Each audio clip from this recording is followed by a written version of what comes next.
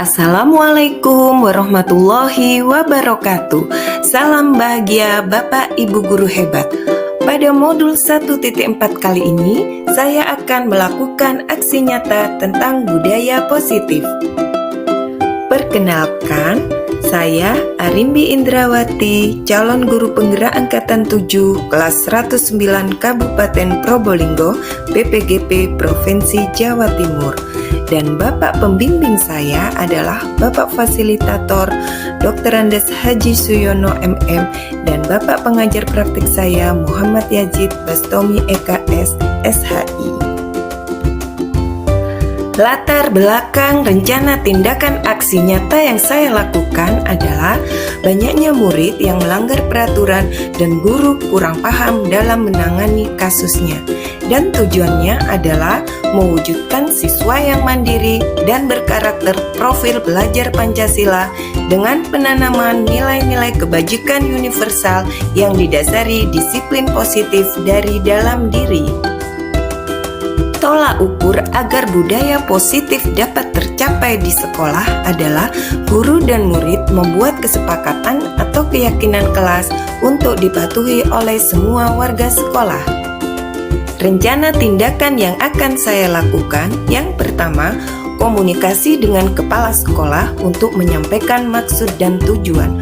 2. Mengumpulkan komunitas praktisi, yaitu rekan sejawat yang ada di gugus dan juga K3TK untuk penyampaian hasil belajar saya tentang penerapan budaya positif di sekolah. 3. Membuat dan memadukan keyakinan kelas dari masing-masing sekolah. Yang keempat, merefleksi dan mengevaluasi penerapan budaya positif di sekolah masing-masing. Dukungan yang saya butuhkan untuk melakukan aksi nyata ini adalah dengan dukungan kepala sekolah, 2. Rekan guru, 3. Tenaga pendidik, dan yang keempat, komunitas praktisi yang telah bersama-sama sharing tentang keyakinan kelas dan penerapan kegiatan budaya positif di masing-masing sekolah agar dapat terlaksana dengan baik. Bapak Ibu guru hebat, berikut ini merupakan diseminasi yang sudah saya lakukan pada komunitas praktisi K3TK mengenai pemahaman budaya positif di kecamatan saya. Selamat menyaksikan. Assalamualaikum warahmatullahi wabarakatuh. Waalaikumsalam warahmatullahi wabarakatuh. Bismillahirrahmanirrahim. Alhamdulillahirrahmanirrahim. Wassalatu wassalamu ala rasulillah wa mursalin. Sayyidina wa maulana Muhammadin wa ala alihi wa sahbihi ajma'in. Yang saya hormati TDP Ibu Ali Indrawati, yang saya banggakan kepala TK ataupun yang mewakili sekecamatan Panjarakan. Puji syukur kehadirat Allah Subhanahu wa Ta'ala karena pada hari ini kita dapat bersua dan keadaan sehat tak kurang suatu apa. Mudah-mudahan sholawat dan salam tetap tercurahkan kepada junjungan kita Indonesia Muhammad. Ibu-ibu yang saya hormati, terima kasih hadirnya hari ini dalam forum penyampaian diseminasi TDP. Saya berharap jangan hanya Ibu Arimbi yang menjadi TDP. Monggo nanti muncul TDP baru, angkatan baru, sehingga ada teman di kecamatan Panjarakan Probolinggo penuh dengan TDP. Siap? Siap. Oke, sekali lagi siap? Siap. Oke. Mari. Saya sebagai motivator memotivasi panjenengan. Mari bersama-sama mengikuti program di Guru Penggerak, karena program pemerintah hari ini yang sedang tren adalah guru penggerak, fasilitator penggerak, pelatih penggerak, dan semua bergerak. Ya. Yang tidak, yang menggerakkan dirinya sendiri untuk memotivasi anak didiknya. Siap? Siap. Terima kasih. Baik itu hari ini nanti akan disampaikan oleh Bunda Arimbi tentang bagaimana aksi nyata di modul 1.4 yaitu budaya positif. Nanti akan disampaikan Mbak Arindi. Selanjutnya kita harus menanggapi semuanya dengan positif, dengan baik. Kenapa? Kalau image kita semuanya kita inginkan jelek, gak bagus. Misalnya lihat status ada teman guru berfoto di depan kelas. Seperti itu kok difoto, maknailah dengan positif. Mungkin bu guru pengen action dengan muridnya di depan kelasnya, makanya kita tidak punya penyakit. Kalau penyakit hati repot. Jadi maknai sesuatu dengan yang baik. WA kok nggak dibales, maknai dengan baik. Jadi dimana nggak baik? Kalau nggak baik, aduh, cek males sih balas WA. Tapi kalau dimaknai baik, oh mungkin ibu itu nggak punya data. Oke, begitu ya. Monggo tetap semangat. Oke, mari ya. Itu saja yang bisa saya sampaikan. Mudah-mudahan berkenan dan harus menjadi semangat bagi kita semua. Terima kasih. Assalamualaikum warahmatullahi wabarakatuh. Ya. Bismillahirrahmanirrahim. Assalamualaikum warahmatullahi wabarakatuh. Waalaikumsalam warahmatullahi wabarakatuh. Mana semangatnya ya? Coba tepuk semangat.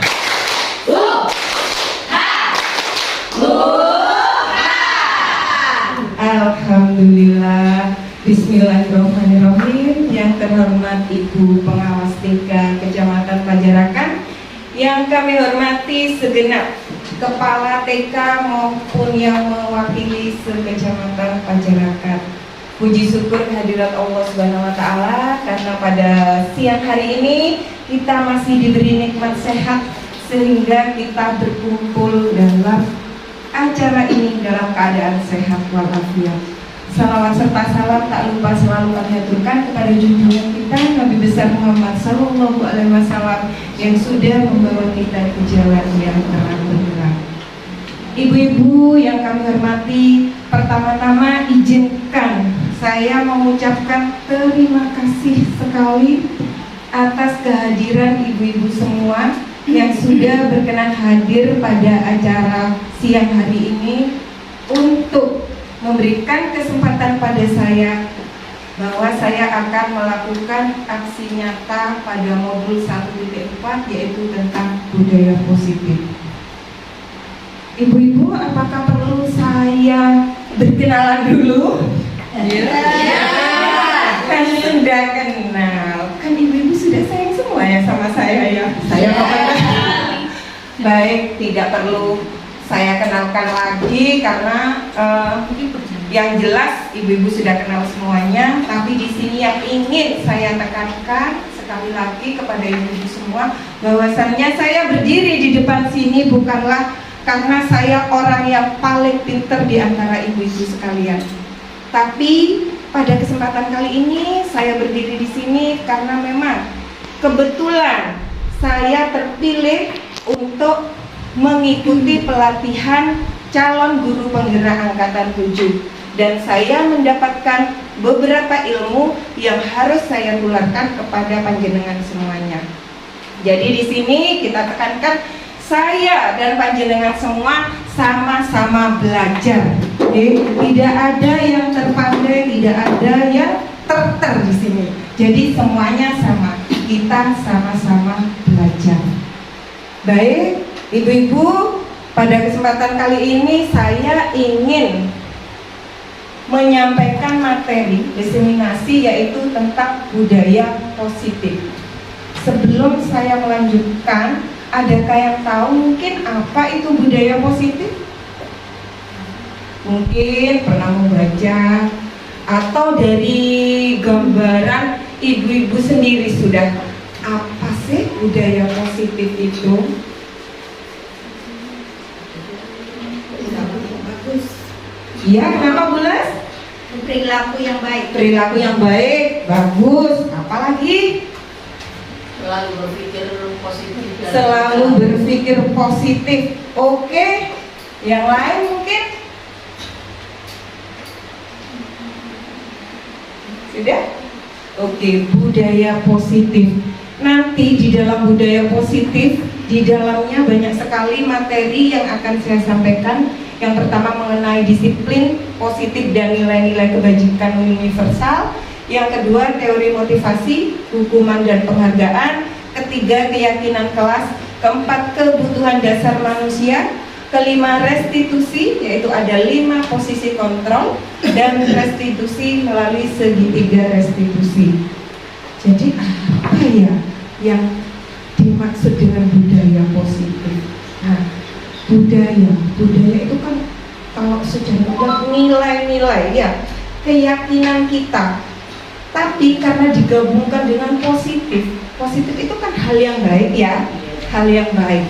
Nah, kalau digabungkan budaya positif kalau di sekolah itu, jadi ini tidak memandang kita budaya itu tentang ras, enggak ya, adat istiadat bukan, tapi secara global, yaitu di lingkungan sekolah. Jadi budaya positif di sini adalah nilai-nilai atau keyakinan dan kebiasaan-kebiasaan di sekolah yang berpihak pada murid agar murid dapat berkembang menjadi pribadi yang kritis, penuh tanggung jawab. Jadi itu. Sebelum saya lanjut, kita mengenal Bapak pendidikan kita siapa? Ki Hajar Dewantara. Saya sangat salut ibu-ibu. Ki Hajar Dewantara itu bukan di zaman kita kan ya. Beliau istilahnya lahir di zaman yang kita tidak ada. Istilahnya kita belum lahir, jauh sebelum kita ada. Namun pemikiran-pemikiran beliau tentang pendidikan, tentang filosofi pendidikan sangatlah bagus sekali. Jadi pemikiran beliau sampai sekarang digunakan karena sesuai dengan apa yang terjadi pada masa sekarang. Makanya apa saja filosofi pendidikan yang beliau sampaikan itu sampai sekarang kita akui atau kita ikuti. Contohnya, menurut Ki Hajar Dewantara, pendidikan itu adalah menuntun segala kodrat yang ada pada anak agar mereka dapat mencapai keselamatan dan kebahagiaan yang setinggi-tingginya, baik dalam kehidupan sebagai manusia maupun anggota masyarakat. Kalau menurut kita terlalu tinggi bahasanya, tapi kalau kita mendalami dari filosofi tersebut memang betul. Jadi di sini intinya pendidikan yang kita berikan kepada anak-anak itu harus berpusat pada anak. Semuanya berpusat pada anak. Itu Ki Hajar Dewantara. Jadi kita di sini diibaratkan sebagai petani, ibu-ibu. Kemudian sekolah, ladangnya, sekolah itu sebagai tanahnya. Ya. Jadi anak-anak ini sebagai tanaman atau benih yang kita tanam. Nah, kita sebagai petani pastinya tahu bagaimana agar tanaman itu tumbuh dengan subur, kan gitu. Kita beri pupuk, kita beri air. Nah, sama juga dengan kita. Jadi kita ini sebagai guru itu ibaratkan petani yang menanam benih-benih dari kecil hingga besar, hingga tumbuh menjadi tanaman yang berbuah berbunga. Itu tergantung dari tangan atau petani yang menanamnya. Jadi sama halnya dengan itu. Oke. Kemudian kita lanjut.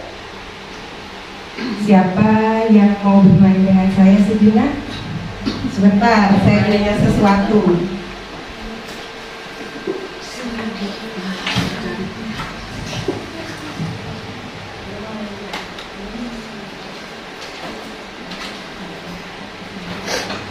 Ada yang mau bermain jadi si A dan si B? Ibu B, ibu hamil. Monggo Bu Eni sama Bu Hotinda. Mainnya muda. Di sini ibu-ibu tidak saya ajak untuk akhirnya diem semuanya. Tidak saya ajak berpikir yang masih takut. Siapa yang mau pegang uang?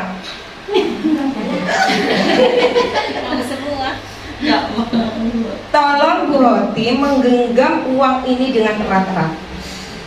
Kemudian Bu Eni berusaha merebut uangnya. Nanti kalau sampai hitungan 10, ya, misalnya Bu Eni berhasil merebut, berarti uangnya diambil Bu Eni. Tapi kalau sampai 10, Bu Eni tidak berhasil merebut, berarti punya ini. Oke, siap ya? Yuk, saya hitung 1, 2, 3 mulai ya. Terus saya hitung lagi sampai 10. 1, 2, 3. Rebut dengan cara apapun sudah. Mau bikin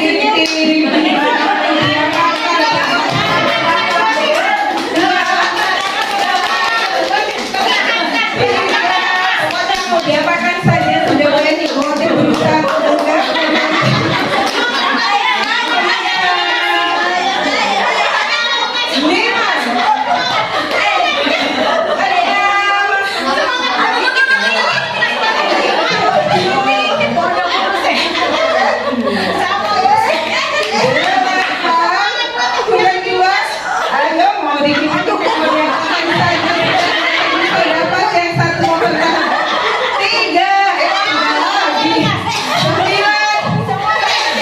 enggak.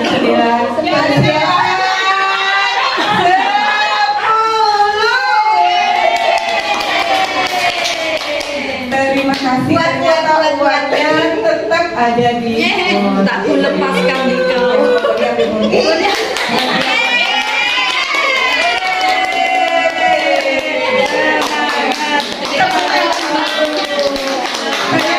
Ibu bahagia, tidak ada yang cemberut karena guru penggerak. Guru penggerak itu bergerak-gerak tapi menyenangkan ya.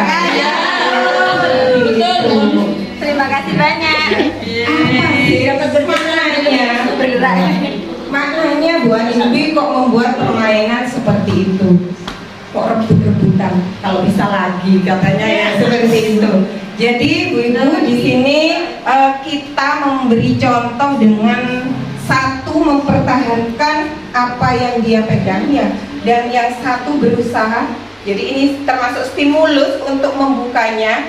Nah, akhirnya yang terjadi kan kebetulan itu Bu Hoti tetap bisa mempertahankan. Tapi kadang misalnya dikit-dikit ada yang tidak tahan, kan bisa juga lepas.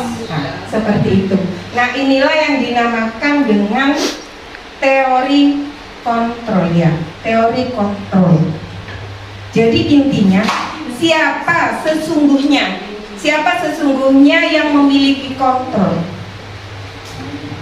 Jadi pada diri kita itu kontrol diri itu sebenarnya terletak pada siapa intinya? Bisa ada diri sendiri. Nah, betul sekali. Jadi posisi kontrol itu terletak pada diri kita sendiri. Kalau kita kuat, teguh dengan apa yang kita inginkan, yang ingin kita capai, meskipun mau diapakan saja, tetap tidak akan lepas, akan bertahan. Demikian juga kalau kita istilahnya tidak begitu, misalnya di CGP ini saya malas, istilahnya mau daftar, mau ini malas, biar sudah. Jadi posisi kontrolnya itu akan dia buka, lemah. Jadi ada stimulus, kerjakan soal, misalnya di ujian di CGP, aku cari, istilahnya asal-asalan, karena memang dari posisi kontrol yang ada pada dirinya sudah tidak kuat, tidak ada motivasi untuk ikut misalnya, seperti itu.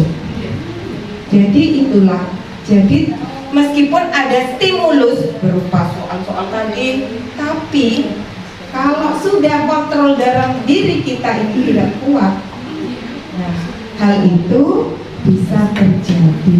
Jadi intinya posisi kontrol itu adalah dari diri kita sendiri. Kita mau maju juga tergantung diri kita. Kalau kita mau santai-santai saja, wes biasa-biasa saja, tidak terlalu. Jadi semuanya tergantung pada diri kita sendiri. Yang memegang remote, yang memegang kontrol itu diri sendiri. Selanjutnya yaitu tadi tentang disiplin. Kalau kita lihat tentang disiplin, ibu ya pasti wes pikirannya tepat waktu, tentang peraturan, tentang tata tertib. Kan seperti itu nggih. Itu pasti sudah disiplin. Nah, jadi tadi budaya positif, untuk menuju budaya positif, kebajikan universal itu terletak di sini tadi, ada disiplin, yaitu disiplin positif. Nah, dalam budaya kita, nah ini disiplin. Tapi kalau menurut Ki Hajar Dewantoro, disiplin itu bukan seperti itu. Jadi bukan kita harus tepat datang waktu, iya, memang iya termasuk. Jadi usaha seseorang untuk kepatuhan, ya. Jadi untuk kepatuhan. Nih, dalam budaya kita makna kata disiplin dimaknai menjadi sesuatu yang dilakukan seseorang pada orang lain untuk mendapatkan kepatuhan. Itu disiplin. Kita cenderung menghubungkan disiplin dengan ketidaknyamanan. Ya memang, saya harus datang ke sekolah karena takut dengan tepat waktu, karena takut dengan estamina. Kan kalau yang pegawai negeri seperti itu, takut dengan estamina, nanti terlambat, nggak absen, dikira nggak masuk. Itu, ya. Ini menurut Ki Hajar Dewantoro, disiplin seperti ini bukan disiplin seperti itu yang beliau maksud. Jadi disiplin di sini di mana ada kemerdekaan, disitulah harus ada disiplin yang kuat. Sesungguhnya disiplin itu bersifat self-disiplin, yaitu kita sendiri yang mewajibkan. Intinya kalau kita takut pada estamina, itu berarti motivasi ekstrinsik dari luar, bukan dari dalam diri, dari dalam hati, bukan posisi kontrol kita, tapi yang mengontrol adalah estamina. Seperti itu. Tapi yang dimaksud Ki Hajar Dewantoro di sini biar kita merdeka, tidak merasa tertekan oleh estamina, oleh si kepo, tidak. Jadi kita memang benar-benar datang pagi itu karena kesadaran diri bahwa kewajiban kita harus lebih pagi datangnya daripada murid, apalagi kepala sekolah, kan seperti itu. Tapi kenyataannya juga kadang saya juga begitu, kita yang disambut oleh murid, kan seperti itu. Nah, di mana-mana kayaknya gitu, anak-anak malah rajin, guru yang disambut oleh murid, bukannya murid yang disambut oleh guru. Jadi itu ya ibu-ibu yang dinamakan disiplin. Yang dinamakan disiplin memang tindakan seseorang untuk melakukan kepatuhan, mendapatkan kepatuhan. Tapi jika seseorang itu tidak bisa mendisiplinkan dirinya sendiri, maka harus ada pihak lain yang mendisiplinkan. Makanya saya mengumpulkan forum K3TK di sini karena di sini kita semua adalah pemimpin pembelajaran, di mana pembelajaran tersebut kan otomatis adalah kegiatan yang ada di sekolah, di mana di sekolah itu ada warga sekolahnya, murid, guru, kan seperti itu. Jadi kita sebagai pemimpin pembelajaran, ya bukan yang lain. Jadi pemimpin pembelajaran, pemimpin anak-anak, pemimpin guru-guru kita, yaitu untuk menjadi, sebenarnya tidak menjadi motivasi kontrol, tapi kalau mereka tidak memiliki self disiplin, maka kitalah sebagai kepala sekolah yang wajib mengingatkan. Seperti itu. Lanjut, yang kedua adalah tentang nilai-nilai kebajikan universal. Jadi nilai-nilai kebajikan adalah sifat-sifat positif yang merupakan tujuan mulia yang ingin dicapai setiap individu. Nah, kebajikan universal di sini juga sama, tidak terikat oleh suku, ras ataupun bangsa. Yang kita bicarakan di sini dalam mendidik anak, ya, dalam mendidik warga sekolah. Makanya kemudian di kurikulum Merdeka ini kita dikenalkan dengan apa namanya? Profil pelajar Pancasila. Di mana dari profil pelajar Pancasila itu dimensinya yang ada 6, ya. Nilai-nilainya, nilai-nilai kebajikannya: beriman, bertakwa kepada Tuhan Yang Maha Esa, mandiri, bernalar kritis, berkebinekaan global, gotong royong, dan kreatif. Ini semuanya termasuk nilai-nilai kebajikan. Ya. Ada yang hafal lagu profil pelajar Pancasila? Kita nyanyi dulu ya. Oke, kita nyanyi dulu biar tidak ngantuk. Nah, biar senang. Kita di sini senang-senang. Yuk, oh lebih baik pakai musik ya? Bisa Bu Uma membantu saya? Biar tambah semangat teman-teman kalau ada musiknya.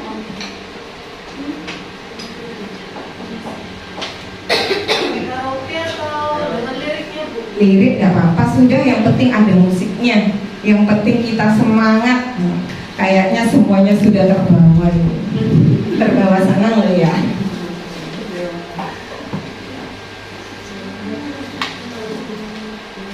Kalau tidak hafal boleh lihat lirik juga tidak apa-apa. Komat kamit yang belum hafal juga tidak apa-apa. Tidak ada yang salah. Di penggerak seperti itu tidak ada yang salah. Bisa Bu Uma? Bisa dong. Oh iya, dibuka pintunya. Belajar Pancasila, beriman dan bertakwa pada Tuhan Yang Esa, dan berakhlak mulia, berkebinekaan global, gotong royong mandiri, kreatif dan bernalar kritis. Belajar Pancasila, beriman dan bertakwa pada Tuhan Yang Esa, dan berakhlak mulia, berkebinekaan global, gotong royong mandiri, kreatif dan bernalar kritis. Iya, terima kasih, tepuk tangan buat teman semuanya. Inilah tadi dimensi dari profil pelajar Pancasila. Oke, next. Ini sekarang tadi sudah saya jelaskan sedikit tentang teori motivasi perilaku manusia. Jadi teorinya itu ada dua, yaitu nih, motivasi eksternal dan motivasi internal. Jadi yang eksternal itu yaitu untuk menghindari ketidaknyamanan atau menghindari hukuman, maka motivasi itu muncul. Jadi karena stamina yang tadi ya, itu namanya motivasi eksternal, karena dia takut untuk menghindari ketidaknyamanan atau hukuman. Yang kedua, untuk mendapatkan imbalan. Apanya ya untuk mendapatkan imbalannya? Motivasinya dari itu. Nanti kalau saya terlambat, di stamina tidak terekam, bisa-bisa gaji saya atau tunjangan saya dipotong. Jadi itu adalah motivasi eksternal, karena ada sesuatu seperti itu. Baru yang ini, nah, motivasi internal, untuk menghargai diri sendiri. Kira-kira kita masuk yang mana ya? Sebagai manusia, manusiawi, ya kan? Oh, yang jelas iya sama. kebanyakan itu karena eksternal. Tapi lama-lama kalau kita belajar, kalau kita belajar akhirnya menjadi kebiasaan datang pagi. Jadi tidak karena motivasi eksternal, tapi sudah tertanam pada diri sendiri. Begitu ya. Lanjut. Ini tadi merdeka yang tadi diingatkan lagi. Merdeka itu artinya tidak hanya terlepas dari perintah, akan tetapi juga cakap buat memerintah diri sendiri. Yang sudah saya jelaskan tadi ya. Jadi itu adalah dari pemikiran Ki Hajar Dewantara yang ternyata setelah dikaji ternyata memang benar. Kebebasan atau kemerdekaan diri itu tujuan kita, tujuan dari guru penggerak yaitu memerdekakan anak. Nah, seperti apa memerdekakan anak itu nanti kita bahas lebih lanjut. Nah tadi motivasi dan semuanya ini apa dari eksternal dan internal tadi ya. Sekarang kita belajar tentang hukuman, konsekuensi, sama restitusi. Oh ya, kalau hukuman mungkin semuanya sudah tahu ya. Jadi hukuman itu bersifat satu arah. Satu arah artinya yang memberikan hukuman itu dari guru. Jadi anak tidak mengetahuinya. Jadi hanya guru yang menginginkan hal itu, bukan dari kesepakatan dengan anak. Dan itu bersifat insidental atau secara tiba-tiba.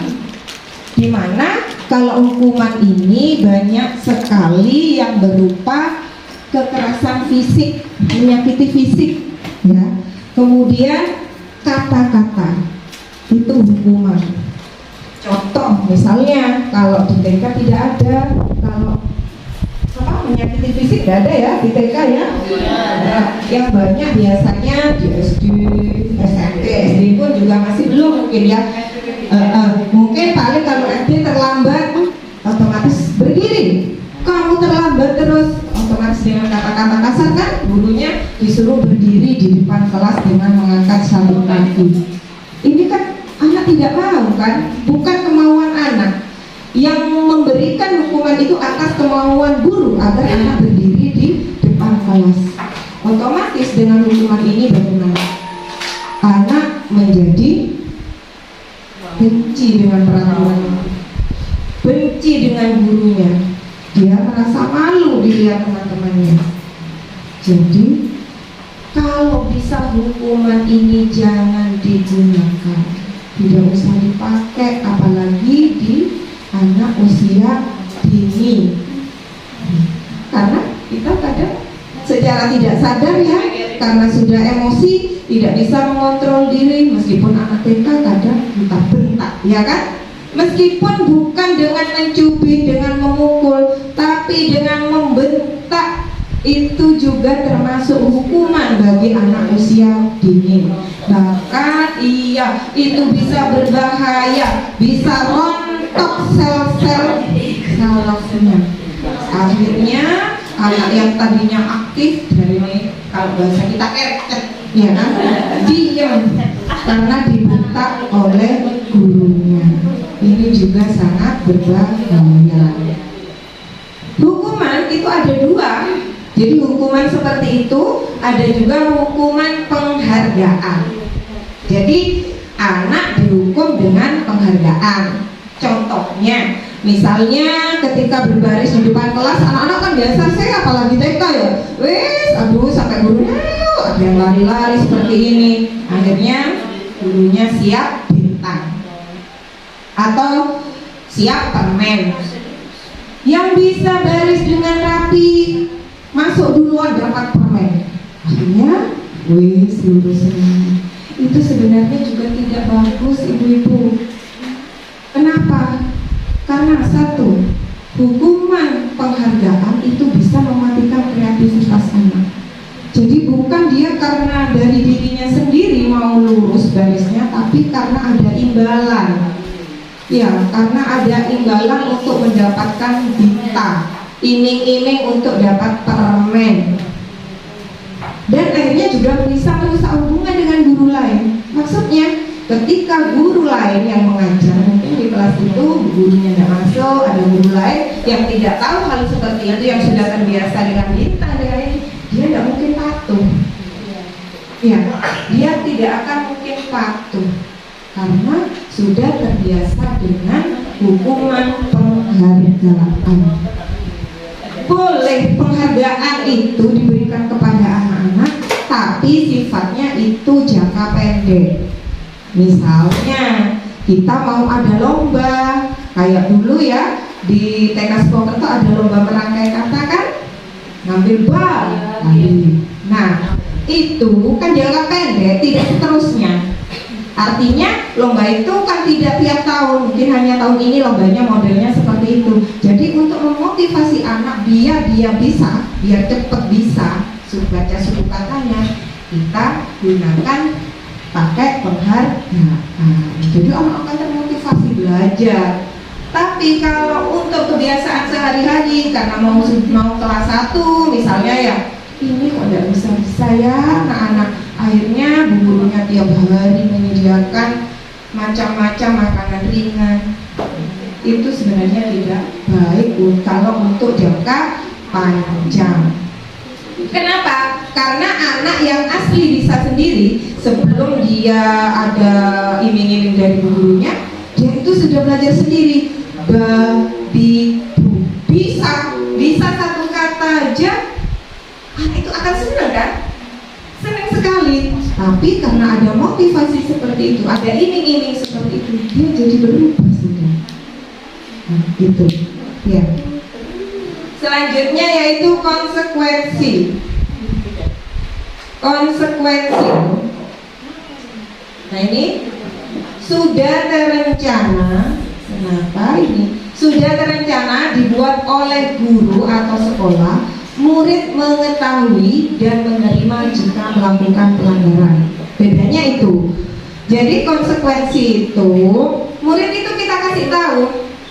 Yang terlambat datang sekolah, misalnya, yang membuat peraturan gurunya, ya tetap gurunya. Yang terlambat ke sekolah, misalnya, tidak boleh masuk kelas. Murid kan tahu sudah, setuju. Nah, melalui kesepakatan. Jadi itu setuju muridnya. Itu konsekuensi. Misalnya tidak mengerjakan PR. Ayo apa? Wes yang tidak mengerjakan PR nulis di bukunya 100, misalnya 5 lembar. Itu muridnya tahu sudah bahwa hukumannya seperti itu. Tapi tetap saja untuk konsekuensi itu secara tidak langsung anak juga tidak nyaman. Benar dia tahu, aduh aku lupa mengerjakan PR. Aku nanti harus nulis sebanyak 5 lembar, aku pasti capek. Jadi dia tetap akan merasa tidak nyaman meskipun sudah mengetahuinya. Itu konsekuensi. Jadi konsekuensinya kalau tidak mengerjakan PR, saya siap-siap harus nulis, tapi tetap ada tidak rasa nyaman pada diri anak. Inilah yang dinamakan katanya Ki Hajar Dewantara, anak tidak merdeka. Seperti itu. Nah, lalu ada yang ketiga yaitu restitusi. Apa itu restitusi? Apakah ini bagi ibu-ibu kata-kata baru yang baru didengar? Ya. Sama. Saya juga baru mengenal dan mempelajari restitusi ini ketika saya mengikuti pendidikan guru penggerak.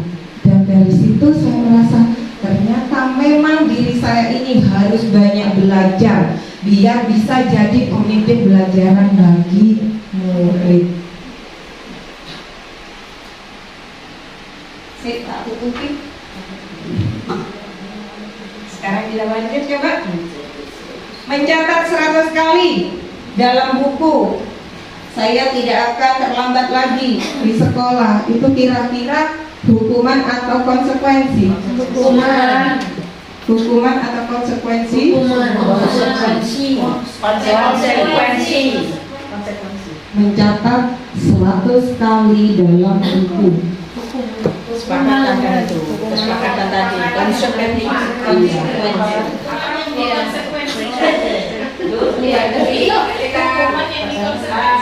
Tidak kesepakatan hukuman. Iya. Saya tidak akan terlambat lagi. Berarti dia ke sekolah Mencatat yang 1 kali ini terlambat. Apa masih baru pertama? Apa sudah berkali-kali?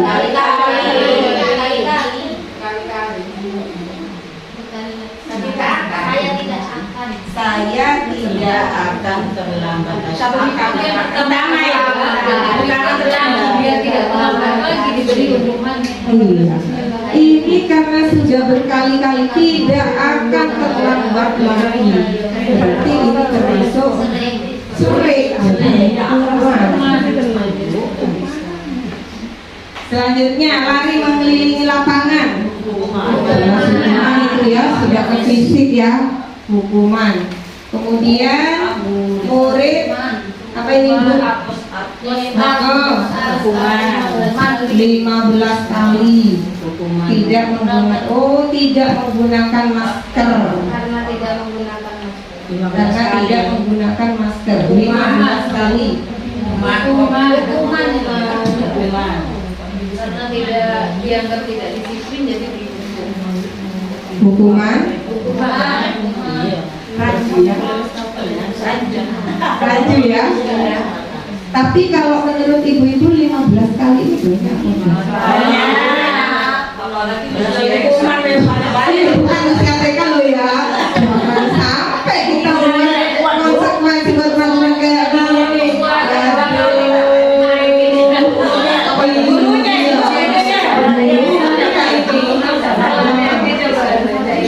Menggantikan kertas tugas teman yang telah dicoret-coret. Kemudian membersihkan tumpahan air di meja tulis. Ya, konsekuensi. Murid disuruh untuk tidak mengenakan sepatu seharian di sekolah karena tidak mengenakan sepatu hitam.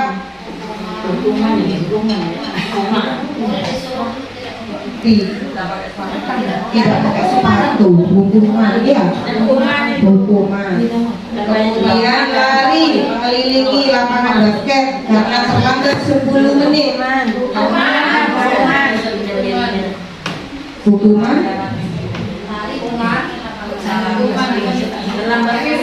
kali.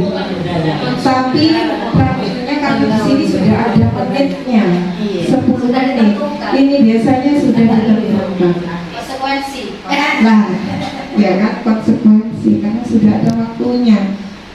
Berarti sudah melalui kesepakatan di situ. Memang agak rancu ya. Seperti itu. Seperti itu. Jadi gampang-gampang susah untuk membedakan antara hukuman dan konsekuensi. Nah ini yang tadi ditanya apa sih restitusi itu? Jadi intinya di sini restitusi itu tidak mencari kesalahan anak, tidak mencari siapa yang benar dan siapa yang salah. Tapi di sini adalah restitusi itu proses menciptakan kondisi bagi murid untuk memecahkan masalahnya, untuk memperbaiki kesalahannya, sehingga mereka bisa kembali pada kelompoknya. Ada kan anak yang membuat salah, kalau dihukum oleh guru otomatis sudah dipandang beda sama teman-temannya. Dia dikucilkan, ya kan? Oh ibu nakal, anak nakal, jangan main sama itu. Seperti itu. Konsekuensi pun ada seperti itu.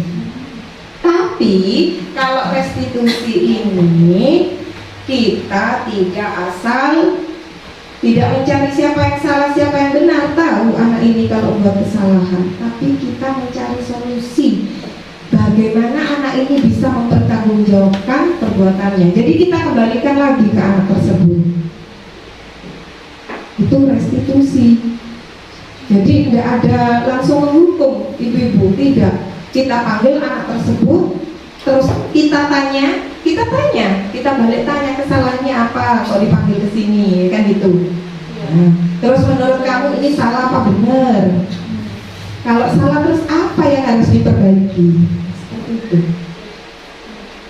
Itu kalau restitusi. Jadi anak diajari bertanggung jawab atas apa yang sudah dia lakukan, tidak dihukum langsung. Jadi kita mencari jalan keluarnya. Anak dilatih untuk bisa memecahkan masalah yang mereka hadapi. Karena suatu tindakan yang dilakukan anak-anak itu tidak mungkin mereka lakukan tanpa sebab, ya kan? Kita sebagai pendidik kadang sering seperti itu.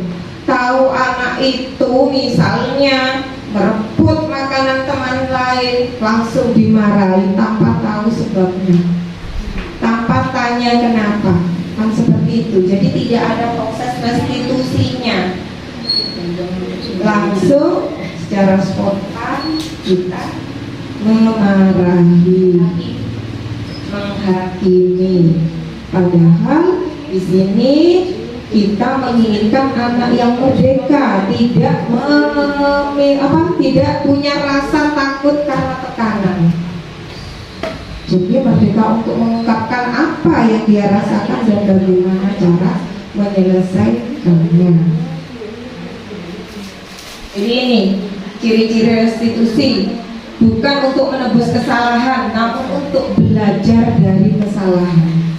Jadi intinya gini, misalnya saya memecahkan gelasnya Bu Sumi, misalnya ya, untuk menebus kesalahan Pak Sumi saya ganti. Nah, sudah kan. Jadi bukan untuk menebus kesalahan, bukan gitu maksudnya.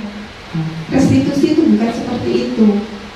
Kita sudah biasa melakukan kesalahan kan? Ya siapa tahu kita tidak sengaja nyenggol. Maksudnya restitusi itu kita temukan dulu titik masalahnya apa, terus bagaimana. Nah, bukan langsung ngorok-ngorok tak ganti beres. Akhirnya kalau seperti itu orang akan terbiasa, membuat kesalahan itu sudah biasa. Gampang kok tak ganti, ya kan? Oh gampang, hilang kok tak tukokno. Nah, seperti itu. Iya. Jadi itu ciri-cirinya, bukan untuk menebus kesalahan, namun untuk belajar dari kesalahan. Yang kedua, untuk memperbaiki hubungan. Tawaran, bukan paksaan. Kan saling istilahnya kayak nego ya. Jadi tawar-menawari apa sih kok bisa gini. Nah, itu bukan paksaan. Restitusi menuntut untuk melihat ke dalam diri.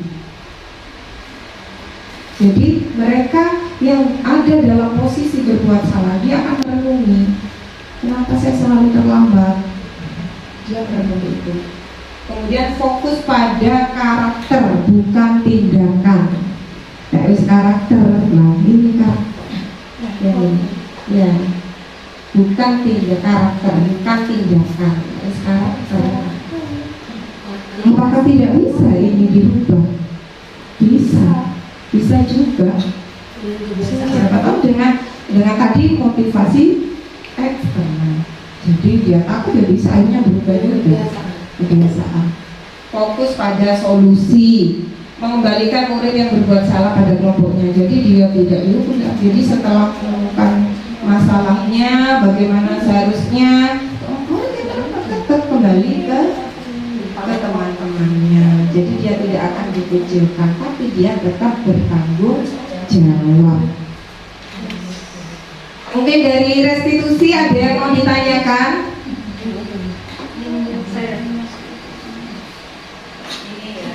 Dari paparan tadi yang dijelaskan, monggo berani. Jadi paparan tadi yang sudah dijelaskan oleh Bu Aribi, saya senang sekali adalah belajar gimana caranya untuk anak dapat melatih anak bersifat pribadi yang kritis, berhormat dan tanggung jawab.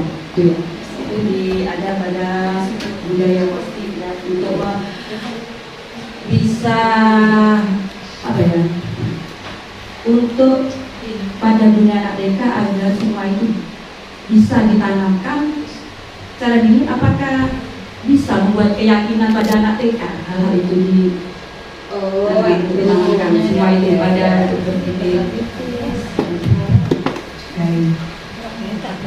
Ibu-ibu, kalau kita lihat, kalau kita simak tadi ya, ini rasanya kok tinggi Bu, ya. Kok rasanya kalau untuk anak usia dini itu kok Dunia TK kan dunia TK berbeda, jauh sekali. Tapi bisakah keyakinan dia Iya, benar keyakinan itu untuk kita anak itu bisa. bersikap kritis, tanggung jawab seperti itu ya? Bisakah hal itu diterapkan pada anak kita? Menurut ibu-ibu bisa pada? Bisa. Ya, Bu Sumi bisa bantu jawab? Bisa. Monggo. Terima kasih. Terima kasih atas waktunya. Kalau menurut saya pribadi, insya Allah anak itu bisa itu karena biasa. Jadi hal-hal tersebut tidak diberikan kepada anak, diberikan setiap hari, jadi menjadikan suatu kebiasaan pada anak. Pada akhirnya bukan menjadi disiplin yang dari luar, tadi yang disebutkan Bu Arini tadi, akhirnya menjadi kebiasaan, menjadi disiplin dari dirinya sendiri. Karena bukan hanya dari anak usia dini saja, anak yang masih usia 1 sampai 2 tahun yang diterapkan tiap hari, itu saya sudah melihat sendiri ya pada cucu saya. Kebiasaan-kebiasaan itu anak itu bisa menaruh di tempatnya seperti air minum dan minum mengambil sendiri, itu sudah biasa dilakukan sendiri. Seperti itu. Terima kasih. Terima kasih, tepuk tangan buat Bu Sumi. Jawabannya bagus sekali. Iya benar. Jadi keyakinan pada diri anak, motivasi intrinsik itu bisa muncul, bisa kita tanamkan pada anak usia dini. Nah, lewat apa? Nah, tugas kita sebagai pemimpin pembelajaran, guru, setiap hari harus melakukan pembiasaan dengan contoh-contoh sederhana dari hal-hal yang sepele tapi bermakna. Contohnya, misalnya ada sampah saja ya, kecil besar, kalau kita lihat, kita contohkan. Karena apalagi anak usia dini, itu kan masa meniru dengan apa yang mereka lihat kan ya. Jadi semuanya cepat melekat di otak anak, ini langsung kita ambil tanpa harus ini sampahnya siapa tidak. Jadi kita memberikan keteladanan, contoh yang dibiasakan. Lama-lama kalau ada sampah nggak usah dikasih tahu, anak-anak pasti mengambil sendiri seperti itu. Itu contoh sederhana. Jadi bisa ya Bu Nani. Berarti dimulai dari guru dulu. Iya. Pelajaran Karena anak TK jadi melalui pembiasaan yang dilakukan oleh guru dan juga keteladanan. Contoh. Iya, Kalau cuma diterangkan anak itu udah bisa. kadang di sekolah sudah dikasih contoh yang bagus, kadang di rumah anak-anak aduh lagi gitu kan, namanya TK, kadang kebiasaan di rumah orang tua lain gitu ya. Ya betul. Itu nanti ada dalam restitusi, nanti ada ya, bisa di 3 restitusi kita bahas lagi. Ada tahapannya. Oh iya betul. Oke, terima kasih. Sama-sama. Yang lain oke? Dan saya lanjut ya.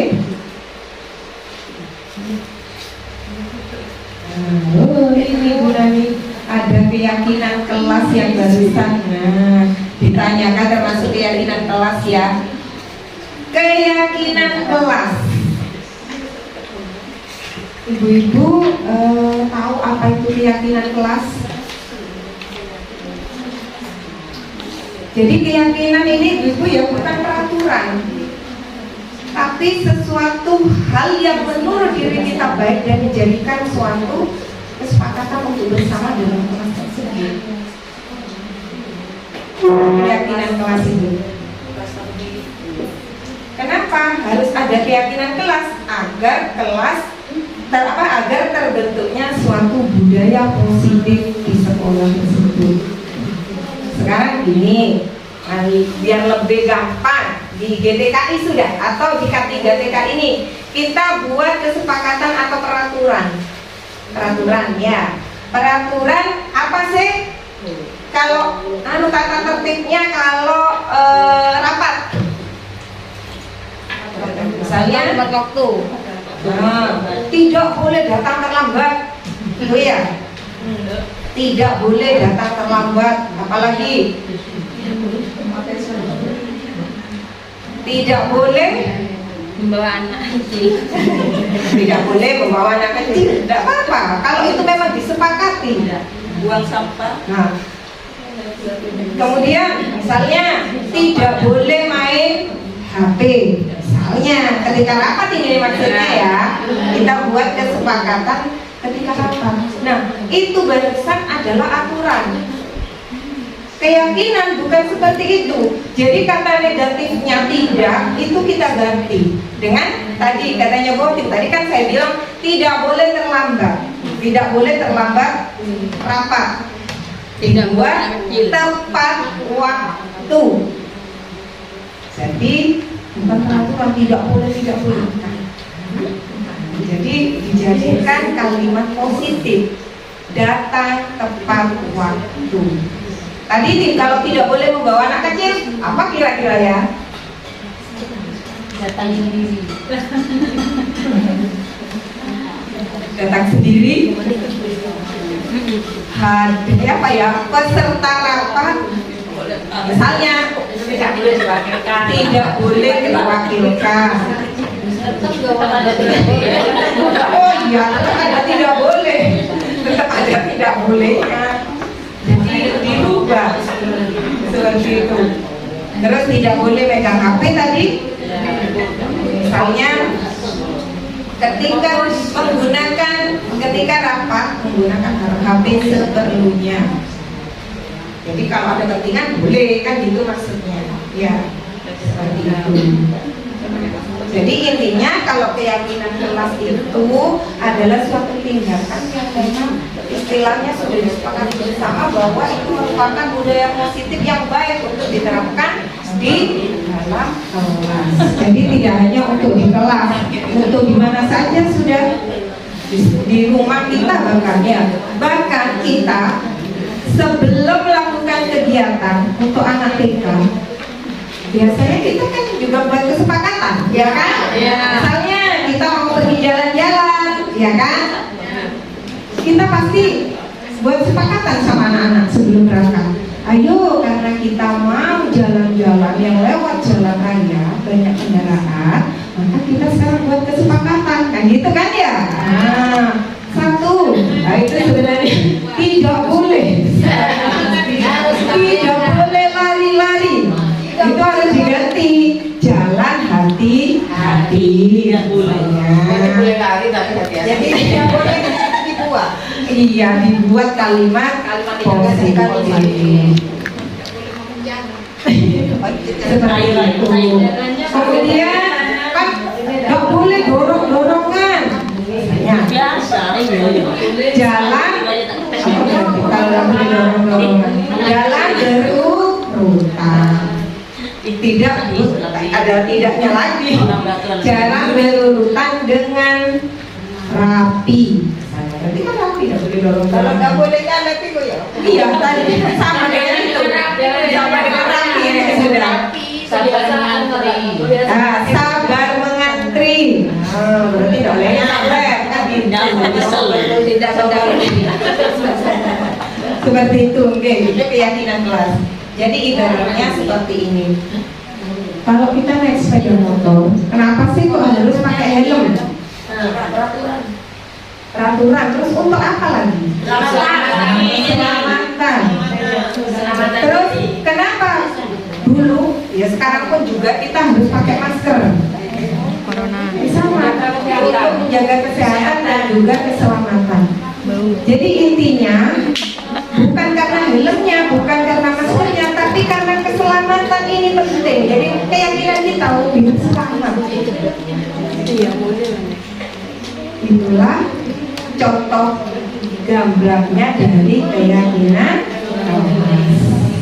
Oke. Lanjut. Sudah dapat 4 kurang 2 lagi. Kebutuhan dasar manusia. Ibu-ibu, tanpa kita sadari, halo.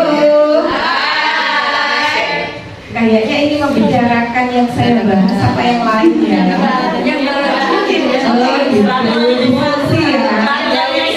Alhamdulillah, kalau ada berarti ada interaksi.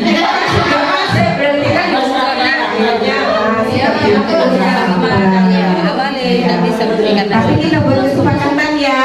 Kalau saya sedang bicara berarti gantian ibu-ibu yang diam ya.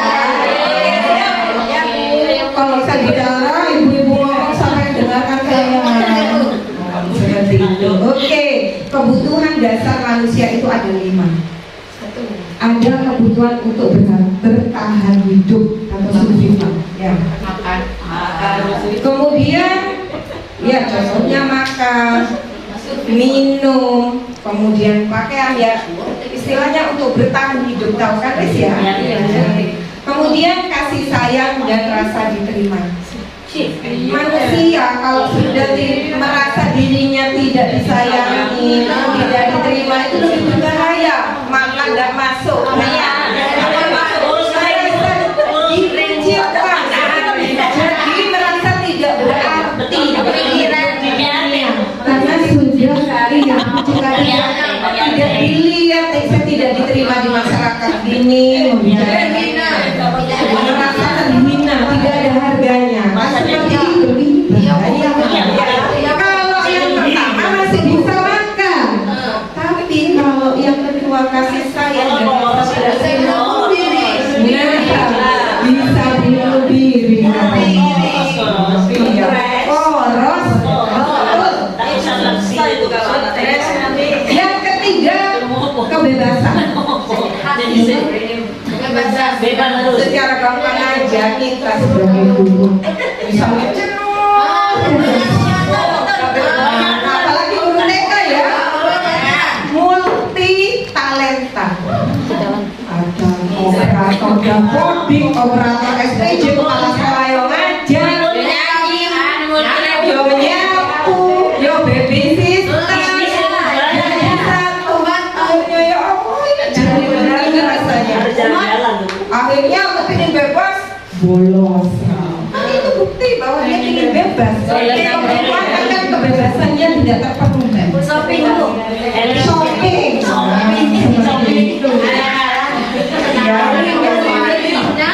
Yang keempat kesenangan. Kesenangan. Jadi anak-anak di sekolah pun bukan kita itu juga butuh kesenangan. Jadi jangan dimarahi ibu gurunya punya masalah di sekolah gitu, dari rumah dibawa ke sekolah. Murid jadi korban. Biasanya TK nyanyi banyak kegiatan ini ya. Duduk.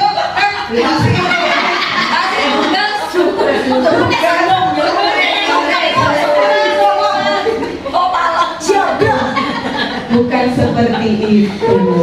Kemudian yang kelima adalah penguasaan. Penguasaan ini sama juga dengan kemampuan. Misalnya kita tidak mampu dalam bidang apa gitu ya, atau di sini aku kok kayaknya tidak berarti dari di IGTKIC 2000 tidak pernah saya akhirnya iya tersisihkan. Saya harus gimana biar apa saya ini dia kebutuhan saya tentang penguasaan saya ini dilihat loh, ini loh saya mampu. Jadi contohnya itu misalnya yang biasa diam ya saya harus tanggap. Misalnya yang biasa ke belakang tidak bersuara, tak suarakan sudah jadi pembelajaran misalnya narasumber. Akhirnya dia kan mampu menguasai. Sekarang saya punya cerita ibu-ibu dan ini nyata terjadi di sekolah saya. Tolong nanti dari cerita saya itu dicari. Jadi anak didik saya ini termasuk kebutuhan mana yang tidak terpenuhi. Saya punya anak didik kelompok A, namanya Aisyah. Ya. Aisyah ini saya sebenarnya belum tahu, tapi karena dari wali murid, yang kebetulan wali murid itu juga adik saya sendiri, dan akhirnya saya melihat sendiri. Aisyah ini setiap istirahat dia itu kalau minta merebut, tapi setelah dikasih sama temannya, minta sudah pertama kali minta dikasih sudah, nanti kurang direbut lagi. Merebutnya itu loh, kalau sampai tahu dikejar kayak anak punya aku salah, dikejar sampai ditarik-tarik itu. Cewek. Akhirnya ada juga anak yang pendiam, ya akhirnya yang pasrah. Jadi ibunya laporan, uangnya sering habis beli makanan, katanya seperti itu. Kira-kira dari kasus itu, saya tanya dulu ya, Aisyah ini saya bebas. Aisyah ini bawa makanan bu,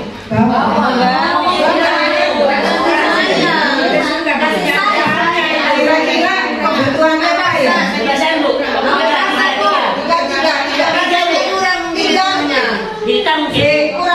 Jawab kebutuhan untuk bertahan hidup siapa? Anak-anak. Kasih sayang dan rasa diterima.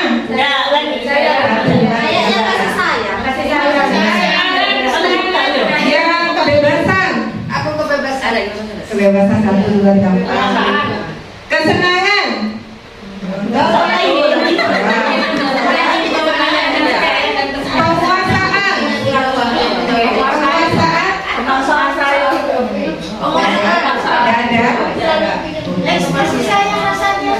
Sekarang kita telaah satu-satu ya. Kalau dibuat kebutuhan bertahan hidup, tapi Aisyah bawa makanan, dia tidak lapar, berarti sudah terpenuhi, berarti bukan termasuk. Kemudian yang kedua, kasih sayang dan rasa tidak diterima. Aisyah kalau dia ditanya, kalau jawabnya lapar berarti kebutuhannya kurang, kebutuhannya yang ini ya, kurang bertahan, yang ini nomor 1. Kalau kasih sayang tapi jawabannya misalnya, kenapa kok merebut punya temannya? Iya bu, kalau aku merebut punya teman kan nanti temannya lapar ke bu guru amratin aku terus. Diperhatikan, kurang kasih sayang. Mungkin dari ibu kan, terlalu dikekang. Yang kesenangan dulu ya. Bisa, kenapa kok merebutnya? Makanannya sudah ada. Senang aja lihat aja teman-teman kalau marah.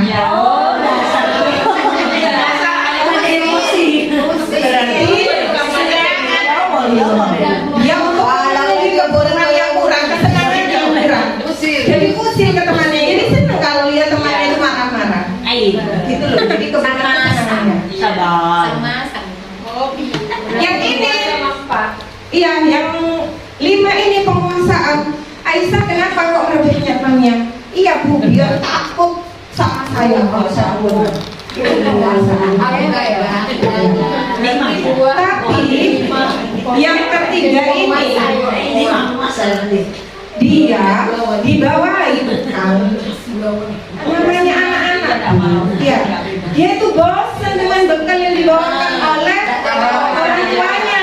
Sedangkan temannya pegang ini, pegang itu, dia tidak mau, ingin bebas, tidak mau makan ini, ingin yang lain. Ingin yang lain, jadi mau bebas dari makanan itu tidak mau. Aku bicara ke dia.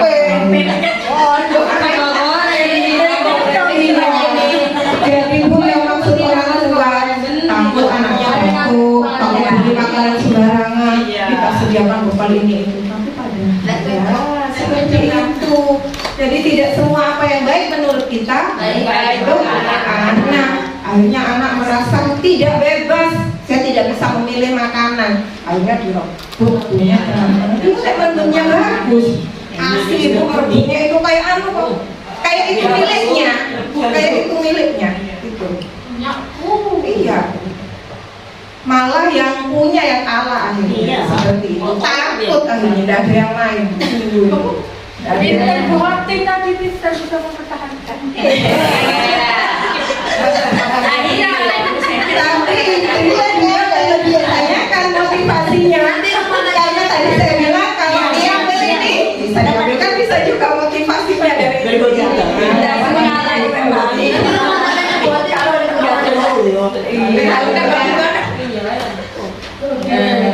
Itu tadi kebutuhan dasar manusia. Sekarang tentang posisi kontrol, jangan salah nyebut.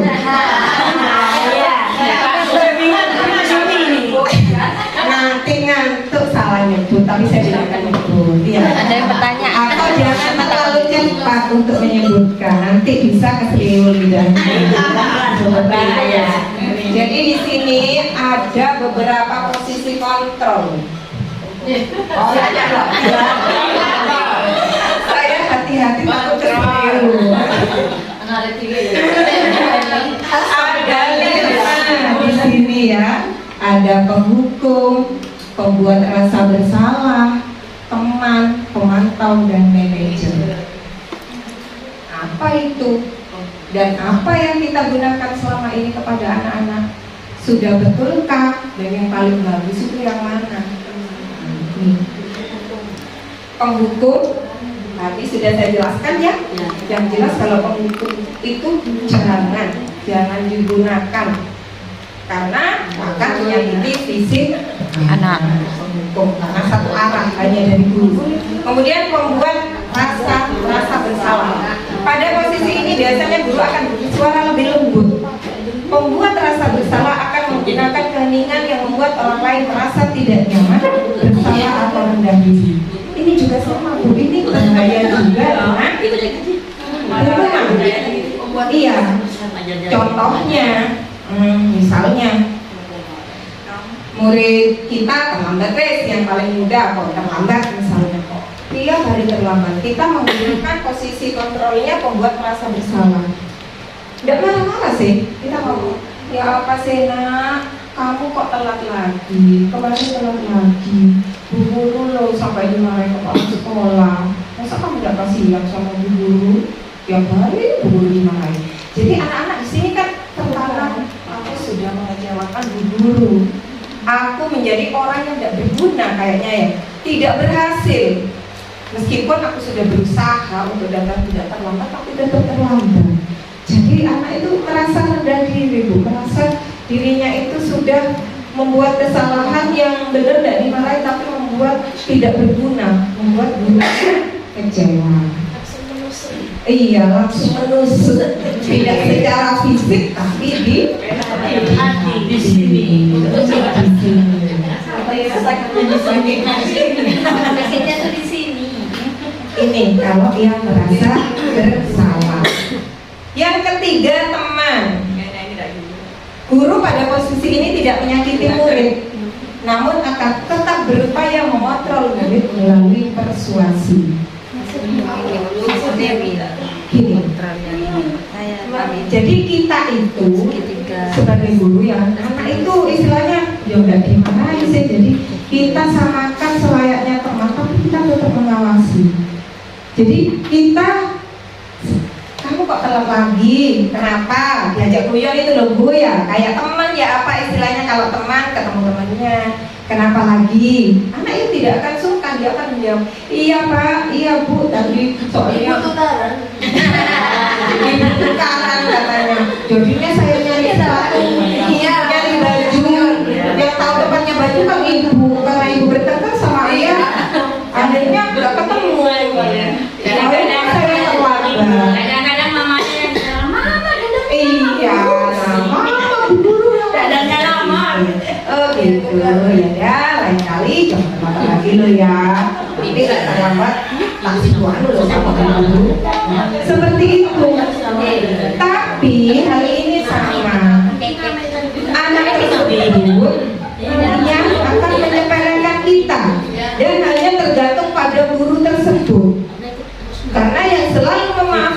selalu mau menjadi teman adalah guru tersebut. Tetapi ketika guru yang lain hadir ke kelas itu, mungkin tidak akan diperhatikan. Itu kalau dari sisi teman. Ya. Kemudian pemantau. Pemantau berarti mengawasi, ya. Jadi pada saat kita mengawasi, kita bertanggung jawab atas perilaku orang yang kita awasi. Kira-kira enak nggak ya jadi pemantau? Dan seperti saya memantau jenengan. Kita juga peserta. Iya, betul sekali Bunda. Bunda iya, menggunakan posisi kontrol sebagai pemantau. Biasanya pemantau itu memang melalui data. Lagi dicek ya, oh ini ada ya Bu. Nah seperti itu. Jadi kita itu harus apa ya, memantau dan nanti menghubungkan dengan konsekuensinya. Jadi anak bersalah ya tetap kan, nanti anak itu dihukum dengan ada konsekuensi. Kalau pemantau ini antara peraturan dan konsekuensi. Kamu sudah sering melakukan kesalahan, misalnya dicatatannya, jadi konsekuensinya harus seperti ini. Jadi anak itu tetap dihukum. Kalau pemantau seperti itu. Ini yang pemantau. Nah, selanjutnya yang terakhir adalah sebagai manajer. Jadi posisi di mana guru berbuat sesuatu bersama dengan murid, mempersilahkan murid untuk mempertanggungjawabkan perilakunya, mendukung murid agar dapat menemukan solusi atas permasalahannya sendiri. Ini yang tadi sudah saya jelaskan, ya.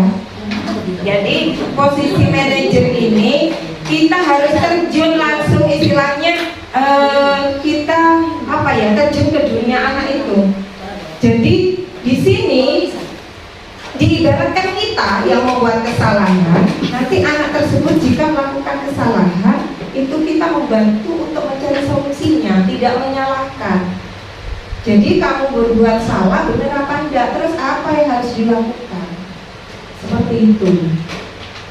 Jadi ada di kayak masuk di dalam dunia anak. Jadi kayak guru ini sudah juga sebagai anak. Jadi bagaimana seandainya anak ini berbuat salah, apa yang harus dilakukan? Kayak penyanyi ya, penyanyi artis itu kan ada manajernya. Mau kemana-mana kan mesti diingatkan sama manajernya. Sama juga seperti itu.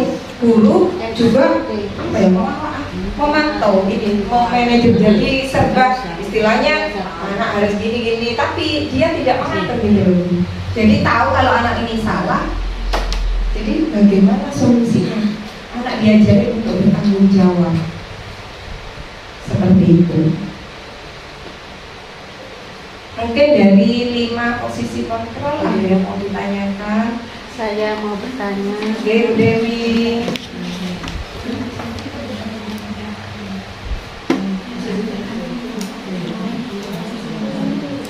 Saya mau bertanya karena ada sesuatu hal yang mengganjal dalam hati. Dari kelima posisi kontrol tersebut, manakah yang paling tepat untuk diterapkan kepada anak TK?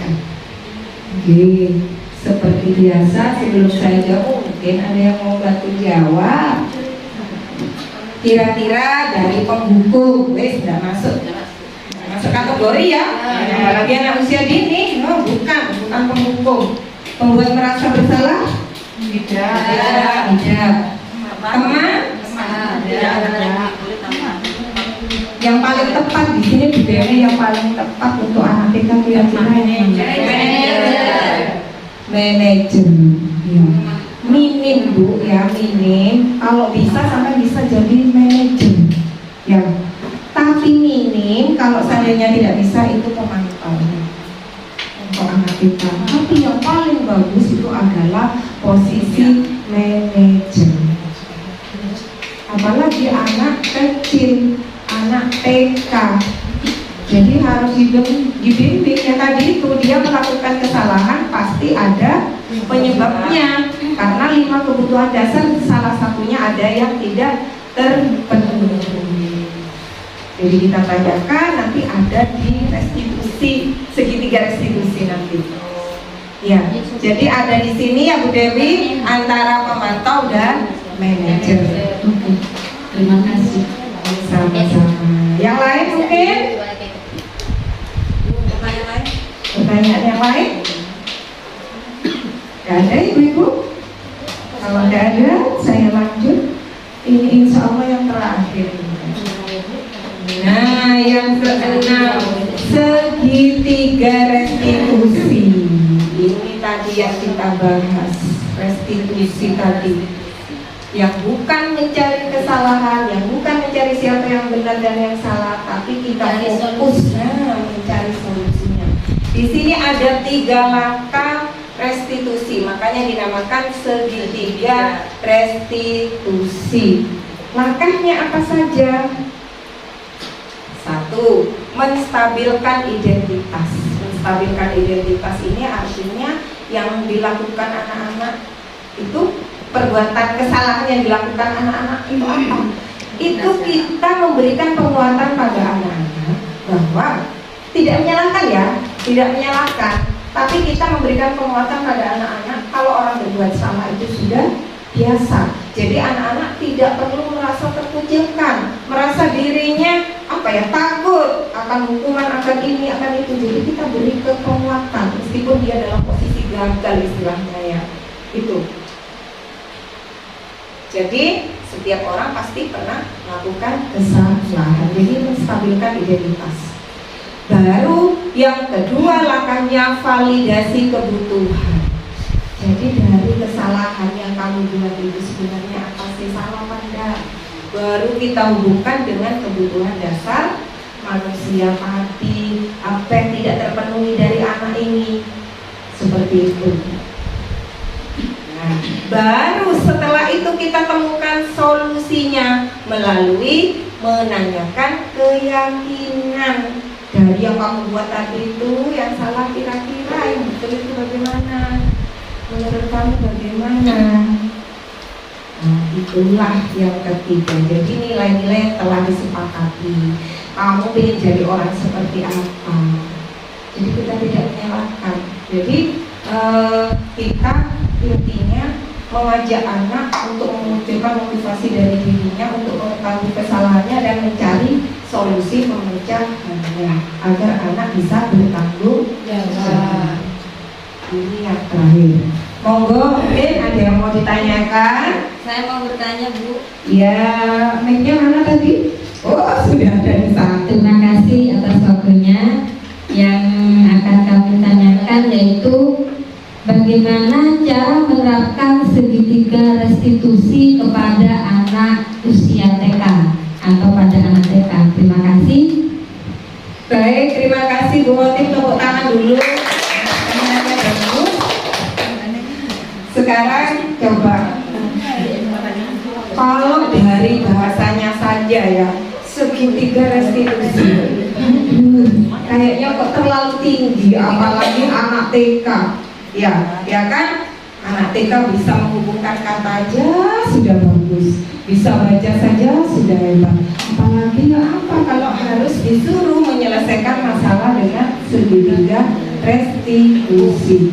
Jadi begini Bu Khotim dan juga ibu-ibu yang lain, bahwasannya anak usia dini itu sebenarnya tingkah laku mereka, karakter mereka itu tidak seutuhnya dari anak tersebut. Tapi dibaliknya ada perilaku orang tua yang mengarahkan, kan seperti itu. Kayak tadi contohnya Aisyah, ya dia kok bisa sampai merebut seperti itu? Ternyata karena tiap hari dibawakan bekal, dia tidak mau, dia ingin bebas. Maka jika anak tadi contohnya Aisyah sudah ya, kita buat dari segitiga restitusi ini, kan kita tanya dulu. Biasanya anak takut kan, ya kita kasih tahu, nggak apa-apa, yang penting nggak bohong. Guru ingin tahu benar nggak Aisyah ambil merebut makanan temannya.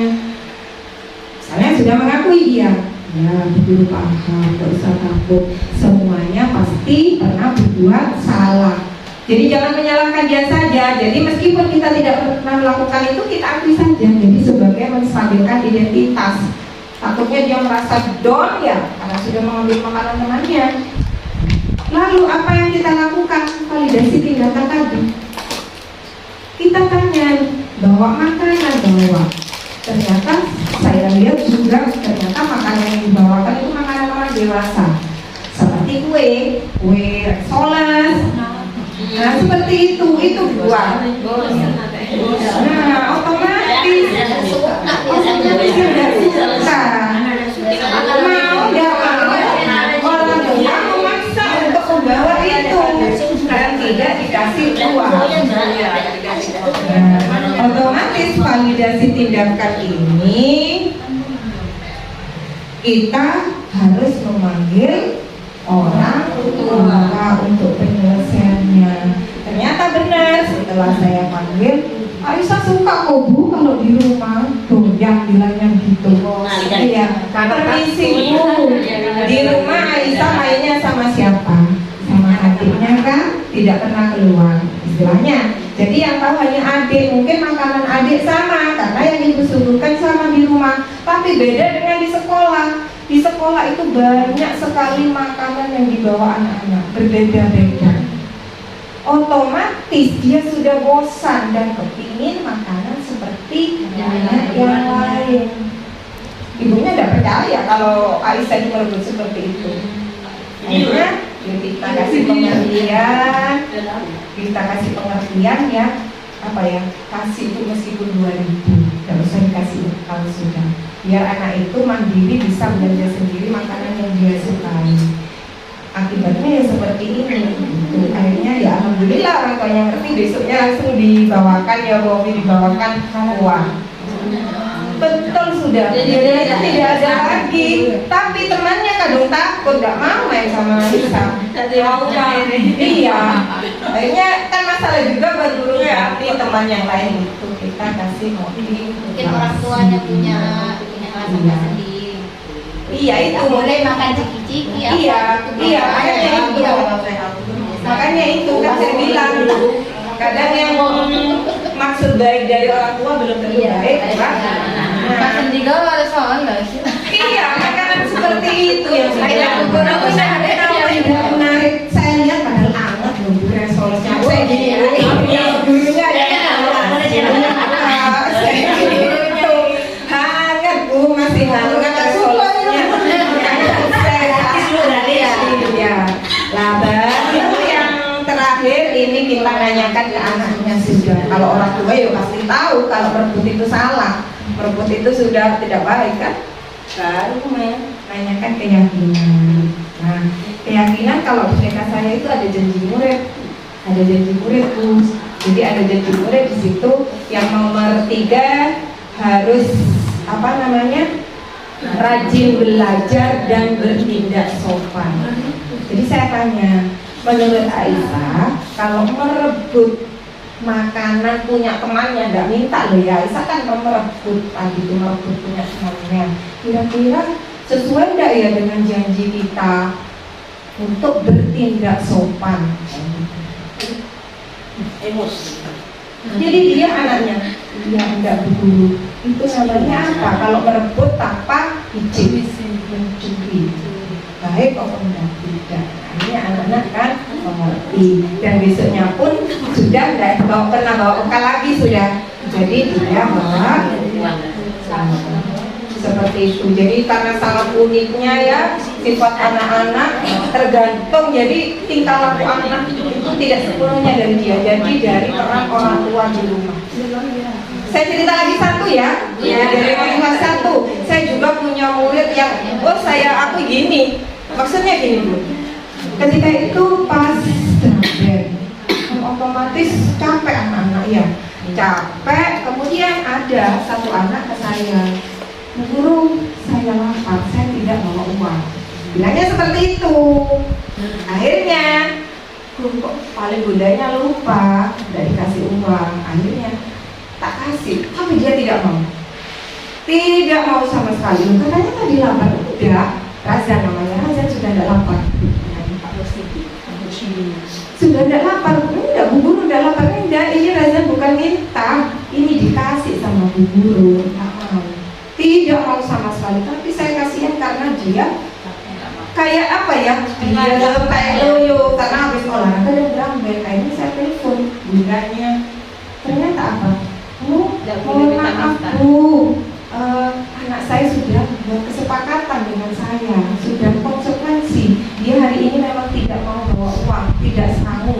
karena uangnya mau dikumpulkan biar besok dengan besok kan 4.000 Bu mau beli mainan katanya. Seperti itu. Jadi meskipun dikasih dia tidak mau, jadi jangan dikasih Bu, dia sudah kuat.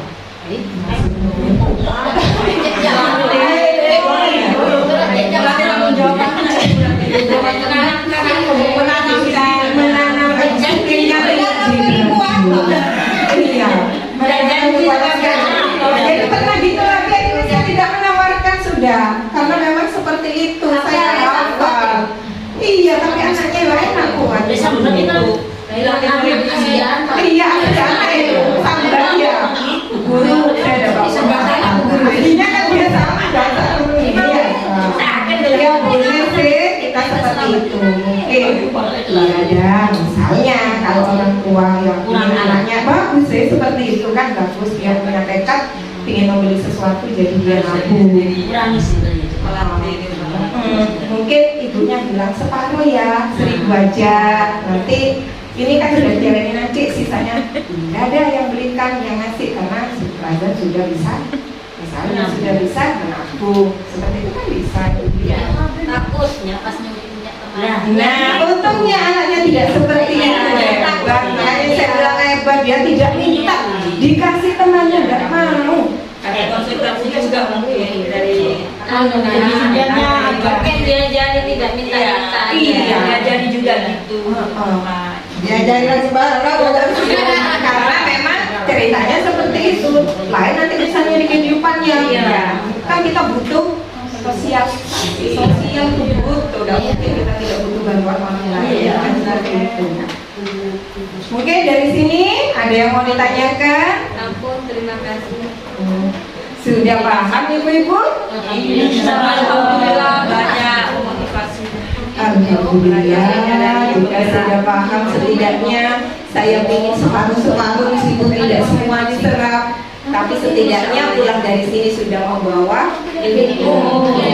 Sekali lagi tepuk semangat.